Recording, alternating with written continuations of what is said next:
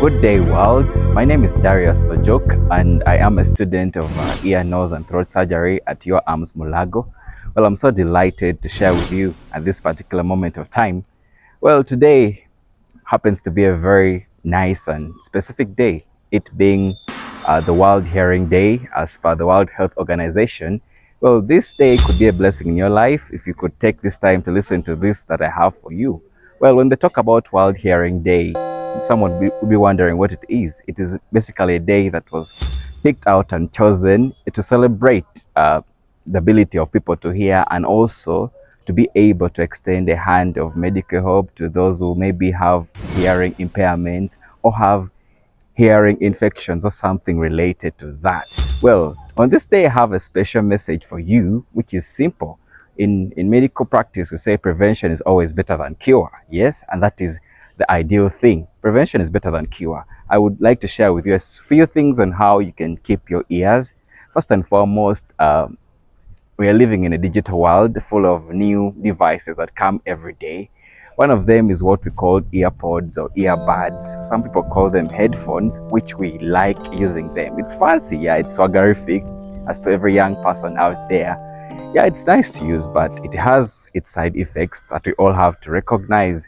We have to know that prolonged usage of these things could cause problems to our ears in what we called induced hearing loss, meaning that over time your hearing reduces, and before you know, you could be hearing less or not hearing at all. So you would maybe like to desist from using this for prolonged hours. I know how hard it is to completely not use it, but I think reducing the amount of time you use earpods or earbuds or whatever hearing device you put into your ears could be very helpful to you.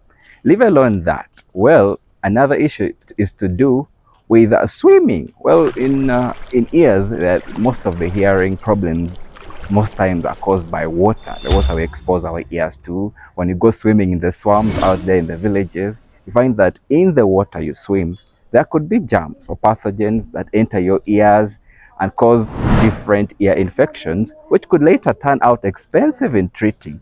I think you would love it when you prevent it and you live a safe life, other than intentionally going to dirty waters, swimming, and spending lots of money to treat your ear.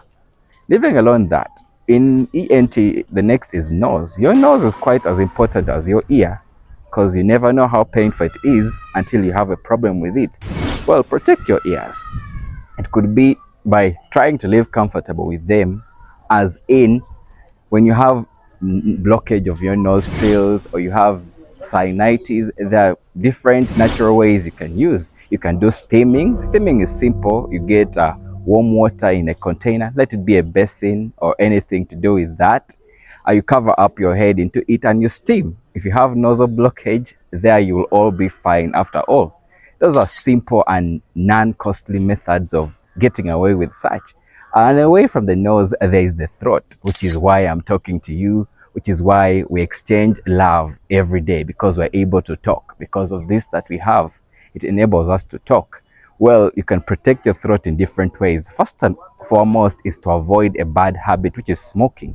You see, smoking looks all good until it turns out to give you cancer of the throat, which could turn out so bad, it could result into you losing your vocal cord. That means you will never speak again, or it could turn out costly in trying to manage or even treat it, if that could be possible at early stages. Well, stay away from smoking. That's the one I can tell you with pride, because I think smoking seems cool, but I don't really think it's cool. It's never at all. Living away from smoking doesn't change anything about your life. You could replace smoking with something better to do. Could be taking passion fruit juice or doing something else in the place of smoking, and would do better to your health. And living all rotating around our ear, nose, and throat, ladies and gentlemen, it's very important for you to eat healthy. In the developed countries, they always say that have your food as medicine, or else you'll have medicine as your food. When you eat healthy, you prevent a lot of things from happening to you.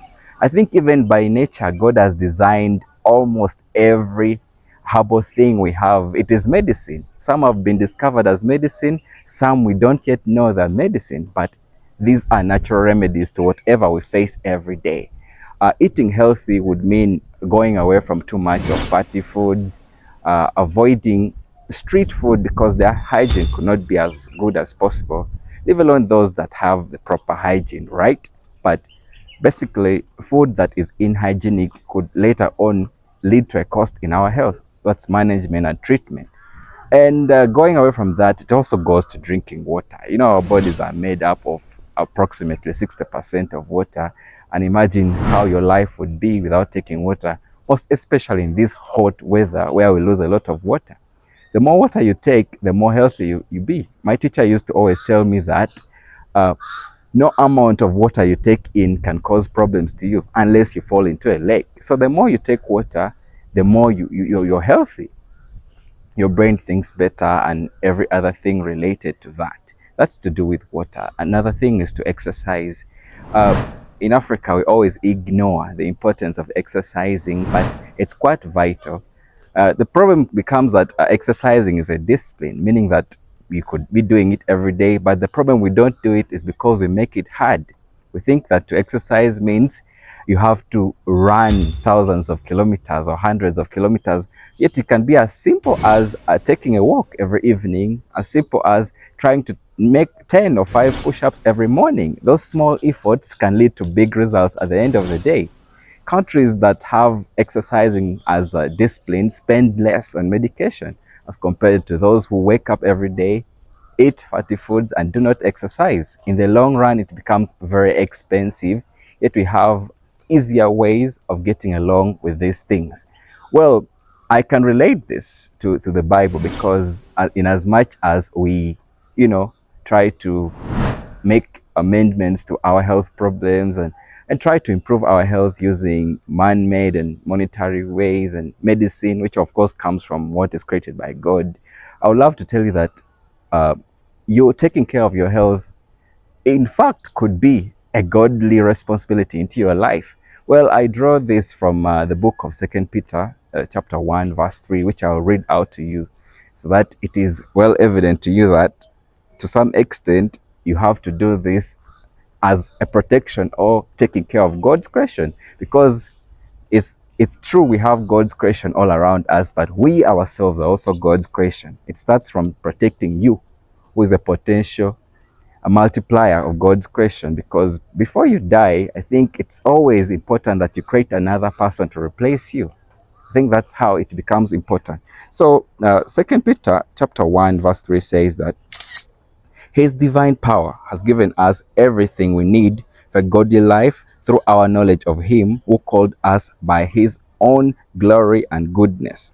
Through this, he has given us his very great and precious promises, so that through them you may participate in the divine nature, having escaped the corruption in the world caused by evil desires.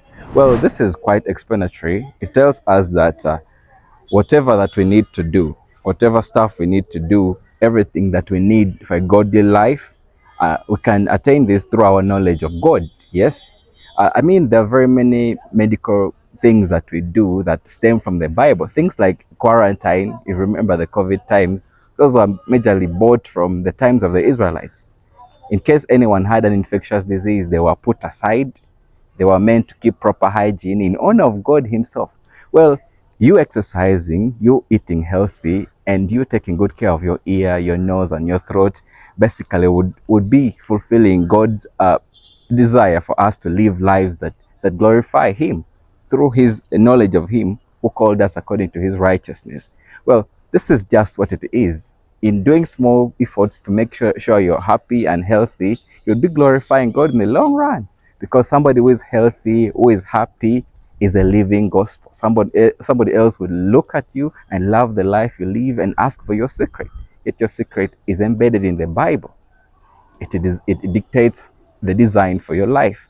And that would be not only helpful to you, but also to everybody around you. Thank you very much.